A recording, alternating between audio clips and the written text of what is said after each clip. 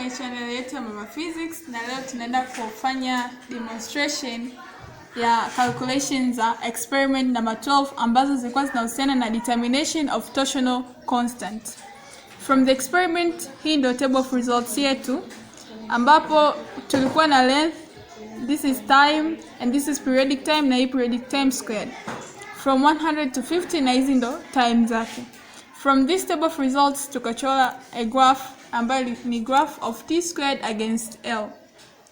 From the data tukachora a graph ambapo tunaona kwamba graph yetu nature yake ni ina pass through the origin na straight line graph. From the question tulipewa equation inayosema t squared is equal to 4 pi squared I over k times L. Nature ya hii question na nature ya graph yetu inaonyesha kwamba y is equal to mx plus c. From the graph tunaweza tukadetermine the slope of the graph ambapo tutachukua this point na hii point kisha tutadetermine the slope ambazo hizo points ni hii point ni 95 cm, 1.35 s squared na hii point hapa ni 70 cm, 0.95 s squared. So from these points tunaenda kudetermine the slope of the graph ambapo from our graph tunaona kwamba slope is equal to change in t squared over change in L.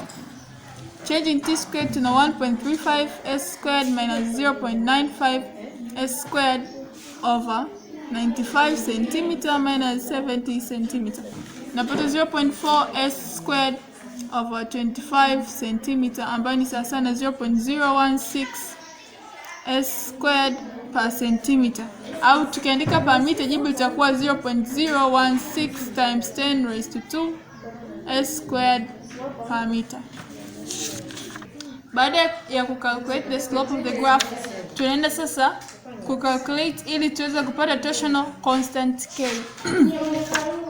Ambapo kwanza from the question tuliweza kudetermine the mass of the bob ambapo mass of the bob tumepata ni 60 grams ambayo ni sawa na 60 times 10 raised to negative 3 kilogram. Lakini pia tuliweza kudetermine the diameter of the bob ambayo ni 23.59 mm au tunaweza tukasema ni 23.59 times 10 raised to negative 3 meter. From this diameter of the bob tunaweza tukadetermine radius ya bob ambapo radius of the bob tunachukua diameter tuna divide by 2 tutapata 11.79 times 10 raised to negative 3 meter. Lakini pia from the question tulipewa kwamba anasema given I is equal to 0.4 mr squared ambapo I ni moment of inertia, m ni mass of the bob na r ni radius of the bob. Kwa hiyo tunaona kwamba I itakuwa sasa na 0.4 times 60 times 10 raised to negative 3 times r squared ambayo ni 11.79 times 10 raised to negative 3 squared. Ukicalculate hapa itatupa 3.336 times 10 raised to negative 6 kilogram meter squared. Lakini pia from the equation given tunaona kwamba slope sasa na 4 pi squared I over k. Tunataka kudetermine the value of k. Kwa hiyo lazima k iwe subject. Kwa hiyo tunakuwa na slope times k is equal to 4 pi squared I. Making k the subject, k is equal to 4 pi squared I over slope. Kwa hiyo k is equal to 4 pi squared I ni moment of inertia ambayo value yake ni hapo 3.336 times 10 raised to negative 6 kilogram meter squared over the slope ambayo ni 0.016 times 10 raised to 2 s squared per meter.